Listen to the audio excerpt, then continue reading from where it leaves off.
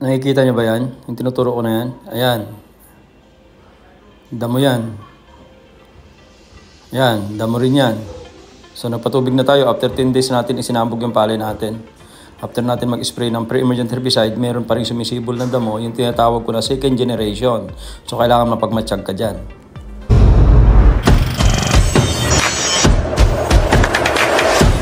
Hello mga kagrit, magandang araw po sa inyong lahat. Tulad po ng sinabi ko, magpapatubig po tayo on the 10th day, no?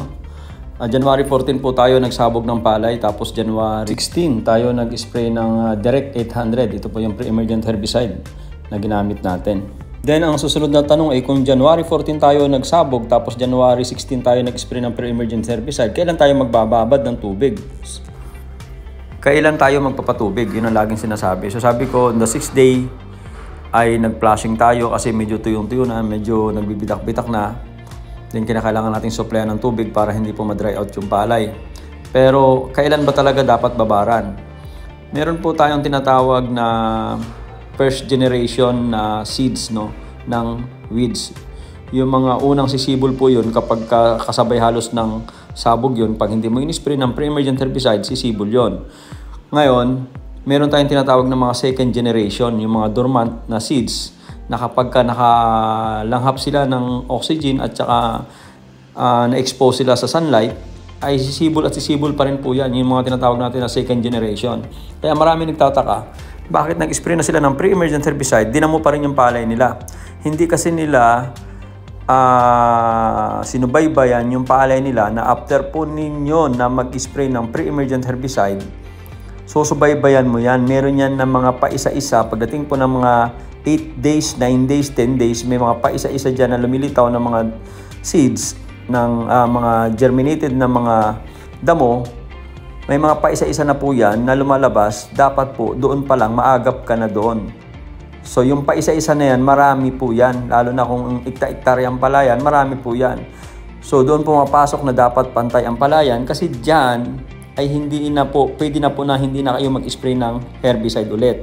Ang gagawin na lang natin, pagdating po ng 10th day, katulad ng ginawa ko na to, ibababad na lang natin yan sa tubig.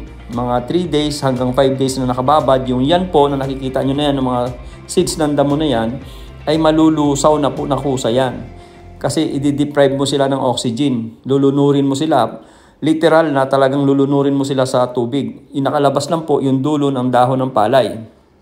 No? So, in that way, hindi na po sisibol ulit yung second generation.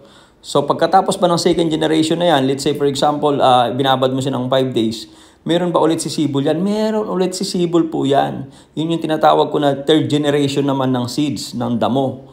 So, kailan naman sisibol yun? So, pagkatapos ng babad mo ng 5 days o 3 days, maghihintay ka na naman ng another 1 week, meron na naman ulit sisibol yan. So yun medyo mahihirapan ang humabol sa palay yun kasi malalaki na yung palay mo kasi on and off ang tubig, malaki na po yung seedlings natin ng direct seeding. Hindi na po basta-basta makakahabol yun, madali nyo na lang pong lulunurin yun.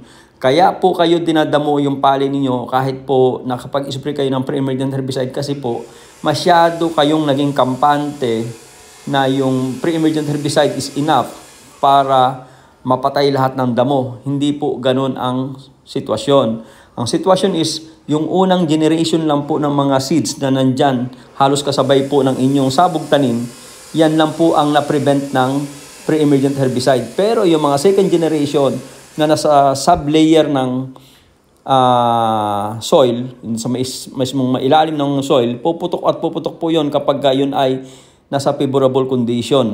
Let's say for example, expose sa sunlight, tapos may moisture yung lupa, yun ang gustong-gusto niyan para mag-germinate. So, kailangan po maliwanag sa inyo na nag-spray kayo ng pre-emergent herbicide on the second day, or first day, second day, or 0 day, depende sa pagkakatanggal ng tubig ng inyong direct seeding. Pero pagdating po ng 6 days, magsimula po ng 6 days, kailangan po naging mapagmatsyag na po kayo. Tumingin kayo dun sa lupa mismo. Yung paisa-isa, 2 dahon po ng mga seeds ng damo, yan na po ay kalaban nyo na po yan. Lalo na kung synthetic fertilizer ang ginagamit mo, yan ay magiging kakompetisyon na po yan. Kapag binugahan mo ng synthetic fertilizer yan, ang bilis din pong lumaki niyang mga damo na yan. Lalo na po yung mga grasses, no? Pag sinabi mong grasses, kasama na dyan yung trigo, kasama na yung buntot pusa, palay maya, kasama na po dyan. So, sa ganitong sitwasyon na ipinapaliwanag ko po sa inyo, maging mapagmatsyag, lunurin mo ng tubig. At kung wala kang tubig, ay make sure na dapat mag-i-spray po kayo on the 20th day o hanggang 25th day. Kailangan po mapatay nyo po yan ang tinatawag na late post-emergent herbicide para nang sa ganon ay malinis ang inyong palayan. Alright? So, sundan nyo lang po, no? Kasi ito po, binablog ko nga as much as possible every day. Meron tayong live. At para nasundan nyo po yung ating protocol pagdating po sa pangangalaga ng ating direct seeding. Lalo-lalo na po itong manipis na pagda-direct seeding, 25 kilos o 30 kilos lang per hektar.